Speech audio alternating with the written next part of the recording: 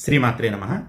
ఇక్కడి నుంచి అంత దైవారాధనకి సంబంధించినటువంటి మాసాలు కాబట్టి, ఏదో ఒక పూజ ఇంట్లో చేసుకునేటటువంటి సమయం కాబట్టి, నా తోబుట్టువులందరికీ ఒక్క విషయం చెప్పడానికి నేను ఈ వీడియో చేస్తున్నా.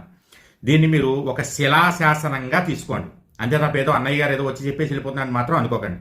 ఎందుకంటే ఈ పూజల విషయంలో కొంతమంది యదవమొఖాలు వేసుకుని పళ్ళికిలించుకుంటూ మేము ఇలా చేస్తున్నాం, అలా చేస్తున్నాం, అంత ఘనంగా చేస్తాం, ఇంత ఘనంగా చేస్తున్నాం, షాపింగులు చేసేసాం, పూజలు చేసేసాం, రిటర్న్ గిఫ్ట్లు ఇచ్చేసాం, అక్కడ తెప్పించుకోండి, ఇక్కడ తెప్పించుకోండి, ఆ సామాన్ తెప్పించుకోండి, ఈ బట్టలు కొనుక్కోండి, ఈ జ్యువెలరీ కొనుక్కోండి అని పిచ్చి సలహాలు ఇవ్వడానికి వస్తారు. వాళ్ళందరినీ అలా పక్కకి తోసి పాడేసేయండి. ఎందుకంటే ఏ పూజ అయినా, ఏ వ్రతమైనా భగవంతుడు చెప్పేది ఒకటే, మన శాస్త్రాలు చెప్పేది ఒకటే. ఎంత ఘనంగా చేశామన్నది కాదు, ఎంత భక్తిగా చేశావనేదే ముఖ్యం.